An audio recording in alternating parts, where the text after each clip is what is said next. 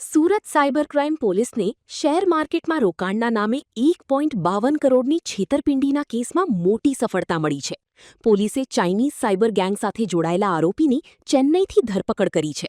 પકડાયેલા આરોપી 3% કમિશન પર બેંક એકાઉન્ટ મેળવીને ઠગ ટોળકીને પૂરા પાડતો હતો.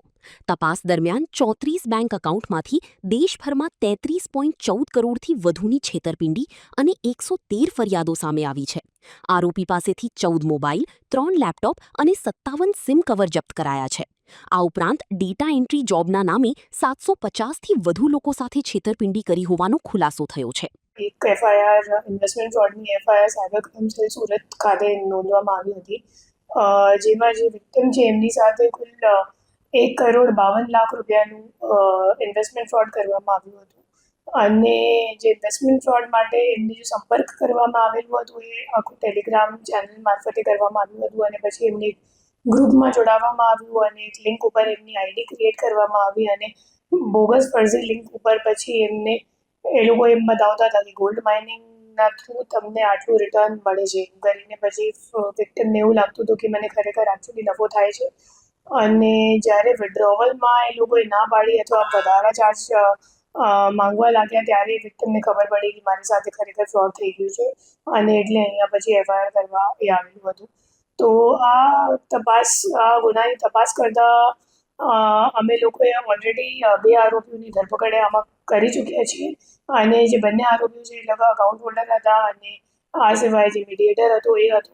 તો છેલ્લે જ આરોપીની અમે લોકોએ પ્રેસ કરી હતી શોએબ કરીને, એમને મુંબઈ ખાતેથી ઝડપી પાડવામાં આવ્યું હતું. અને શોએબથી ખબર પડી કે જે મુખ્ય આરોપી છે જે એકચ્યુઅલી 15 વાર દુબઈ પણ જઈને આવી ચૂક્યો છે. અને અગાઉ પણ એ પોતે પણ અત્યારે જે આપણે આરોપીની ધરપકડ કરી છે લવલી અરોરા, એ પોતે પણ એક યુએઈમાં દુબઈમાં ફોરેક્સ ટ્રેડિંગની એક વેબસાઇટ બનાવીને ચલાવતો હતો. અને ત્યાં પછી લોસ થઈ ગયો એમને અને એટલે ઇન્ડિયા પરત આવી ગયો અને છેલ્લા 11 વર્ષથી મુંબઈમાં દહીસરમાં સેટલ છે. અને મૂળ એમ રોહતકનું છે, હરિયાણાનું. અને જ્યારે આપણી ટીમ એમની ટેકનિકલ વર્કઆઉટ કરી તો ખબર પડી કે એમનું લોકેશન ચેન્નઈનું આવે છે. અને આપણી ટીમ ત્યાં ગઈ અને ત્યાંથી પછી એમની અરેસ્ટ કરવામાં આવ્યું છે. અને પૂછપરછ દરમિયાન સામે આવ્યું કે એમની પાસે કુલ જ્યારે આપણે અરેસ્ટ કર્યું તો એમના ઘરમાં ચેન્નઈવાળા ઘરમાં એમની પાસેથી કુલ 14 મોબાઈલ ફોન અને 3 લેપટોપ પણ મળી આવે છે. જે એમના ફોનમાં જોતા અને પંચનામા કરતાં ખબર પડી કે કુલ 34 જેટલા બેંક એકાઉન્ટ્સની ડિટેલ્સ છે અને 34 બેંક એકાઉન્ટની સામે કુલ 113 ફરિયાદ આખા ઇન્ડિયામાં નોંધાયેલ છે, જેમાં 33 કરોડથી વધારાનું ફ્રોડ સામે આવ્યું છે. અને આ સિવાય એમના લેપટોપ જોતાં ખબર પડી કે એકચ્યુઅલી પોતાનું ઓળખ બતાવે છે મેનપાવર સપ્લાયર તરીકે.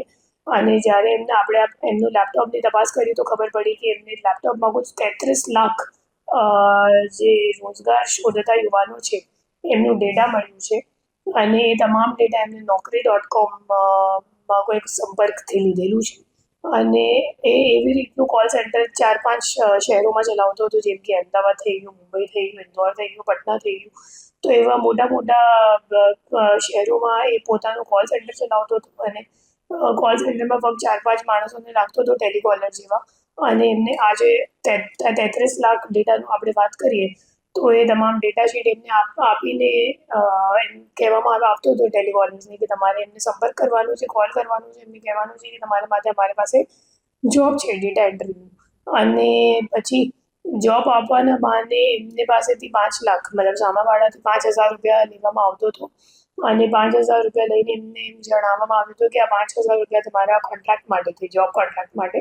અને જ્યારે પછી પૈસા દેવાની વાત આવતી હતી તો ત્યારે પછી એમને એમ જણાવવામાં આવતો હતો કે તમારી જે ડેટા એન્ટ્રીની એક્યુરેસી છે એ બરોબર નથી ખરેખર કોન્ટ્રાક્ટ મુજબ, અને એટલે તમને પૈસા આપી શકાય એમ નથી.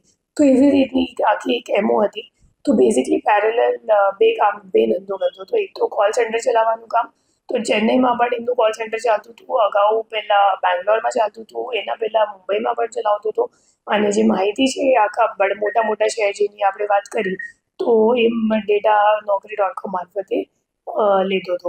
અને બીજો એમનો પેરેલલ હતો અકાઉન્ટ મૂકવાનો. ઇન્વેસ્ટમેન્ટ ફ્રોડ જે કરનાર મુખ્ય આરોપીઓ છે જે દુબઈમાં બેસેલા છે, તો એમને ઇન્ડિયાથી અકાઉન્ટ ત્યાં મોકલતો હતો અને યુનિવર્સિટીમાં કન્વર્ટ કરીને પણ ક્રિપ્ટો પણ મોકલતો હતો. એ ગ્રેજ્યુએટ છે પોતે અને રોહતકમાં યુનિવર્સિટીમાં ભણેલું છે અને ઇંગ્લિશ પણ સારી રીતે એમને આવે છે અને જ્યારે ઇન્ટરોગેશન કરતા હતો તો જવાબ પણ ઇંગ્લિશમાં જ આપતો હતો. તો એમ આપણે જોવા જઈએ તો તમને એમ લાગશે નહીં જોઈને કે ખરેખર ફ્રોડ કરનાર છે, ફ્રોડસ્ટર છે. 1,52,00,000 રૂપિયાનો. થી આભાર છે આપનો.